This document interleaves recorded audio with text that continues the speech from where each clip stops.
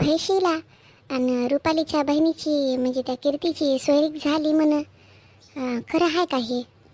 हो ना व ताई, तिला पाहुणे बघायला आले होते आणि ते पोरग ते पोराचं काय सांगू, त्या पोराला कीर्ती लयच आवडली वाटतं. आता बघा, मला सांगा तुम्ही, किती दिवसाची ती लग्न करणार म्हणू लागली आणि आता अचानकच तिला बघायला आला पाहुणा. घरचे काही म्हणू लागले वाटतं. आता गावात ते किती चर्चा चालू होती तिची, पण म्हणजे ती ऐकच ना गेली. आणि मग आता रुपालीने बी काहीतरी बोलली वाटतं, तर थोडंसं तिला वाटलं की बाबा ठीक आहे बघा. तर तिनं हो म्हणली. मग पाहुणे वगैरे इकडून तिकडून थोडा पत्ता लागला तर ते गेले होते बघायला. आणि ते म्हणजे पोराचे मायबाप यायच्या आधी ते पोरगं येऊन सांगून त्याच दिवशी बरं का, सकाळी जरा लवकर आलं ते आणि सांगितलं की माझे आई बाबा वगैरे हुंडा वगैरे मागतील, तर हुंडा नाही म्हणून म्हणा, कारण आमच्या घरी सगळं काय आहे. आणि ते खरंच पोरं म्हणजे कार बीर घेऊन आलं होतं गावामध्ये आणि खरंच श्रीमंत दिसू लागले त्या बाईच्या याच्यावरून. ते सगळे पैसेवालेच होतं ते. तर ते हुंडा बिंडा ते बाई म्हणू लागली, पण मग ते त्या पोराचा बाप ते नाही म्हणू लागले, हुंडा बिंडा नाहीच म्हणू लागले. मग ते कॅन्सल झालं हुंडा बिंडा. तर ते म्हणले सोनं नाणं टाका म्हणले पोरीच्या अंगावर. ती सासूच जरा तिची आरकट वाटू लागली मला. मी गेले होते की आता बाईला बोलवलं होतं, पण आता बाई नव्हत्या आल्या, घरी कोण नव्हतं सांभाळायला लेकराला, म्हणून मग आता बाई घरीच थांबल्या होत्या. मी गेले होते आणि म्हणजे सोनं नाणं टाका म्हणून तर कोणत्या बाई माणसाला वाटते मला ते दोघं नको म्हणू लागले, पण हे टाका म्हणू लागले. तर मग एकदम खाली खाली बी देता येत नाही ना ताई. तर ते टाकणार होतं, सोनं बिनं करून देणार होतं. लग्न आपल्या इकडंच आहे, आपल्याच गावात लग्न बी आहे. तर जाऊ तर आपण बी लग्नाला. आता आपल्याला पत्रिका येईलच की लग्नाची. आणि मी तर म्हणाले आता पाऊस सुरू व्हायच्या आधी पटकन लग्न करून टाकावं, नाही तर मग का दिवाळीला करतात की काय आहे की काय माहीत त्याचं त्यालाच. बरं बरं, असं आहे का? जाऊ दे ना, माहीत दिवाळीला हो का आता हो त्याचं त्याला माहीत. पण कोणत्या लेक बाळीचं लग्न झालं, बरं झालं. माय बापाला कोणत्या वाटते आपली लेक घरात बसून राहावं म्हणून. चांगलं झालं माय, जाऊ दे, कोणी काही कसं बोलो, है की नाही बरं शिला? हो ना ताई, हे बघा आता तुम्हाला सांगते, 10 जणाचे 10 तोंड राहतात. कोणी काय तर कोणी काय बोलत राहते. आता आपण सगळ्याकडेच लक्ष देत बसलं तर मग आपल्या जीनच मुश्किल होऊन जायचे नाही का ताई. त्याच्यामुळं किती बडबडो कोणी, मला काही फरक पडत नाही. आता मग चर्चा गावात झाली असेल, कोणाला कळलं असेल, शेवंती का गप्प बसते का? सांगितलंच असेल ना तिनं कोणाला ना कोणाला तरी की माझ्या अंगात भूत घुसलं ना, असं तसं आमकन टमकं. मी म्हणलं माय बोलू दे, काय करायचं करू दे, आडापिडा घरातली तरी निघून जाईल म्हणलं. विनाकारण छोट्या छोट्या गोष्टीवरून भांडणं हे करा तंटा काही सुरूच होतं किती दिवसाचं. तुम्ही गेलं तरी ताई तिचं सारखं सुरूच होतं. मी एका दिवशी तिला एवढं कुत्र्यासारखं धुतलं ना मागे, मी तुम्हाला फोनवर सांगितलं बघा. तुम्हाला सांगते, मी छतावर गेले होते, ते छतावरच आमच्या दोघीचे भांडणं झाले आणि धरले तिचे केस आणि तिला खाली पाडू पाडू धुतलं बघा तिच्या आईच्या देखत. त्याच्यामुळं ना आता तेव्हापासून मी नादी लागत नाही. मला लई म्हणजे दिसली की माझ्यापासून दूरच जाते बघा, असं आहे तिचं. बरं बरं, पण जाऊ दे, बरं केलं तू नाटक. त्याच्यामुळे ते थोडंसं ती जाग्यावर तरी आली, नाही तर असं म्हणजे तिचं लयच झालं होतं. म्हणजे आपण घरातल्या भावजया म्हणून ती कशीच तिला हे किंमत नव्हती. धुळीसारखं वागवू लागली आपल्याला, पायाखालची धूळ नसते का तसं वागवत गेली आपल्याला. कोणत्याही गोष्टीवरून काही बोलणं, ते चांगलं केलं तू. मला आज पण बोलू लागली काही. मी तिला म्हटलं मला आगाव बोलायचं नाही म्हणलं, मी पण सांगून आले. तू ना त्या बाई जाऊन वरी पापड्या टाकू लागल्या का? तर मी खाली चिकापाशी उभी होते बघ, तेव्हा मला तिनं काहीतरी बोलली, तेव्हा मी तिला लगेच उत्तर दिलं. शांत बसली मग. अगं पोरी भा, मी ना शिला, अगं शेवंता कुठं गेले? अगं वरी हवा लय सुटली ग, चला लवकर पापड्या काढायला. माय ताई चला लवकर चला, नाही तर सगळे आपल्या पापड्या उडून जातील, परत आपल्याला टाकावं लागतील. ताई चला. अगं ती शेवंती वरी बसली होती की. बरं चल लवकर चल, उडून जातील सगळ्या पापड्या आपल्या. बरं झालं हवा सुटली ते. जाऊ दे पापड उडून, मोह काय चाललंय, टाकतील उद्या परत पापड. लय खायचा जोर सुटला होता ना. आता मी याच्याकडे लक्ष देत नाही. मग मी म्हणते, मी माझं वाचन करू लागले, मला काय म्हणते मी ह्या पुढून उडून गेल्या म्हणून. ते बरं झालं हवा लई सुटाव म्हणा आणि सगळे पापड उडून जावा. मग खातीला काय मातोडा खायचा ते तहिला. अगं शेवंते, पापड काढ ग, धर पापड, आम्ही यायलो वरी.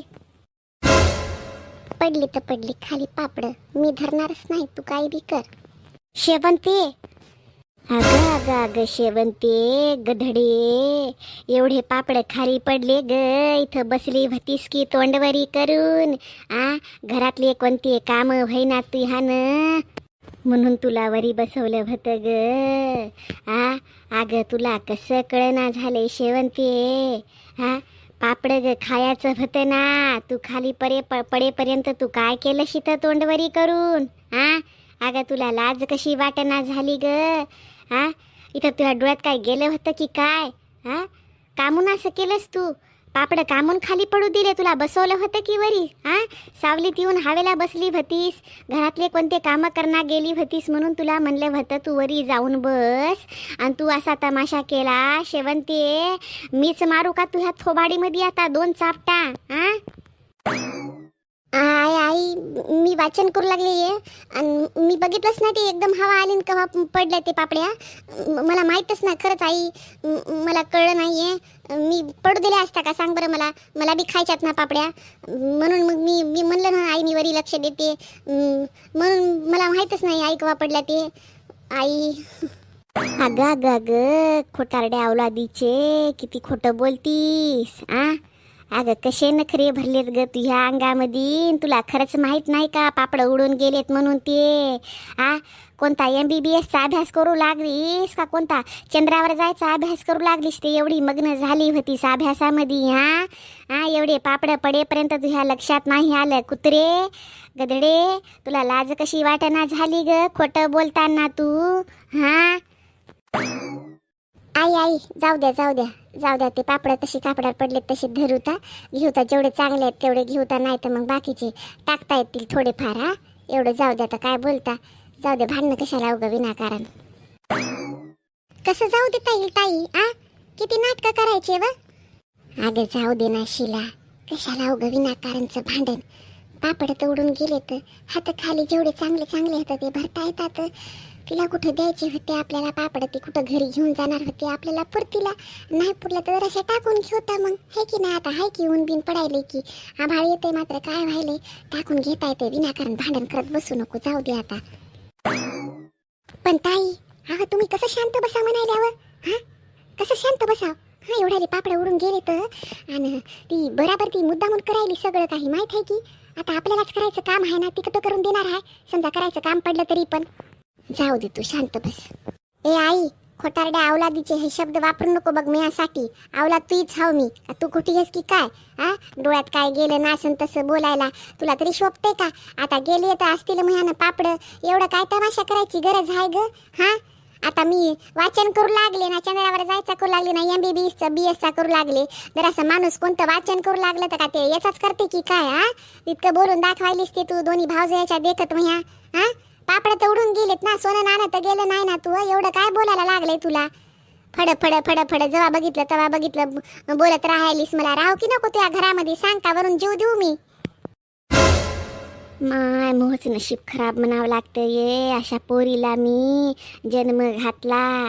अगं तुला काय बोलू ग शेवंती. जर तुझ्या घरी तू असं केलं असतं ना तर तुझ्या सासून तुझी केस पकडले असते.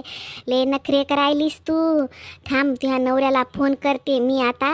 ये म्हणते बापून घेऊन जाय तुझ्या बायकोला, आणि जाय तू तिकडं तुझ्या घरी. लय झालं बघ तू 8 दिवस आणि 15 दिवस आणि 4 महिने 1 वर्ष खूप झालं तू राहणं बोलणं. आता ह्यानं सण होईनाच गड्या तू आता.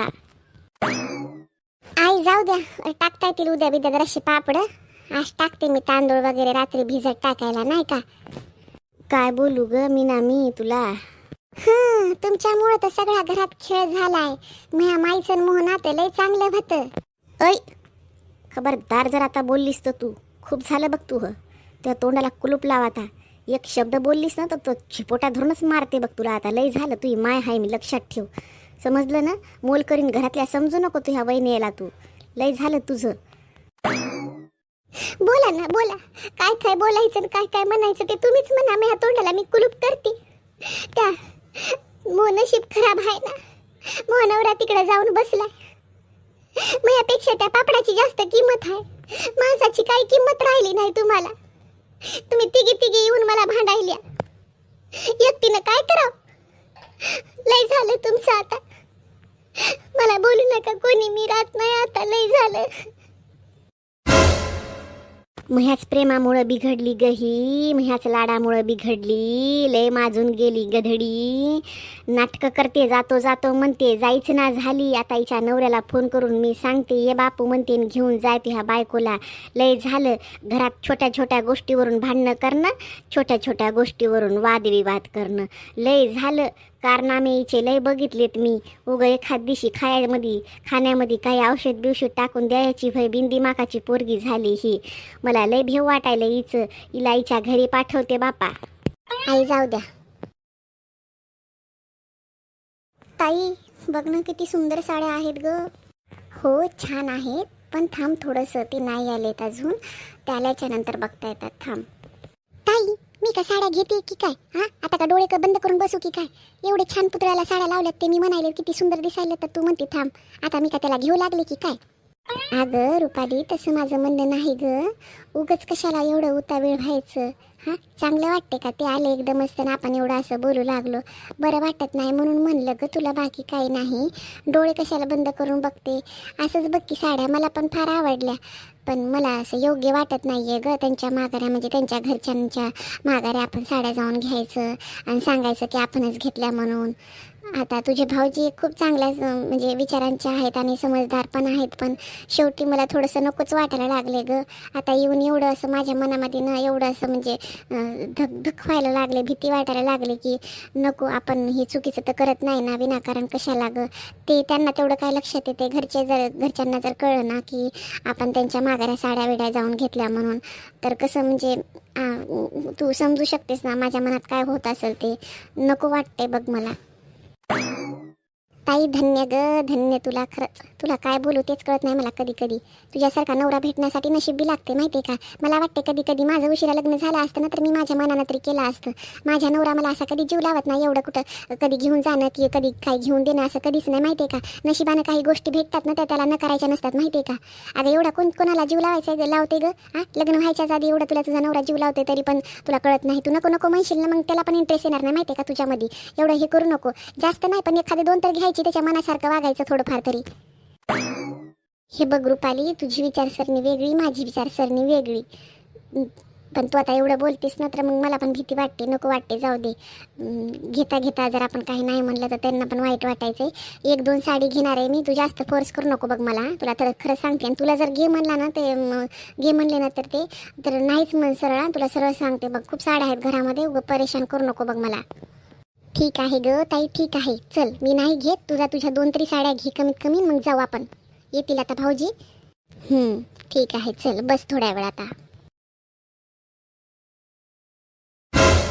हॅलो जान्हवी, अरे तू कुठं आहेस? तुला फोन करत होतो मी. 2-3 फोन केले तरी पण तुझा फोन काय तू घेत नव्हतीस, काय नाही. काय झालंय? कुठं आहेस तू? का काय काम पडलंय माझं? अरे असं कसं बोलतेस तू? अरे तुला पैसे द्यायचे होते ना मला, म्हणून मी तुला फोन केलेला. अच्छा असं आहे का? पैसे का? झाली का पैशाची तयारी? हो मग काय. बरं बरं, मग मी कुठे येऊ पैसे घेण्यासाठी? तू येऊ नकोस, मी येतो हॉस्पिटलला. पैसे भरता येतात रिसेप्शनवर नाही का?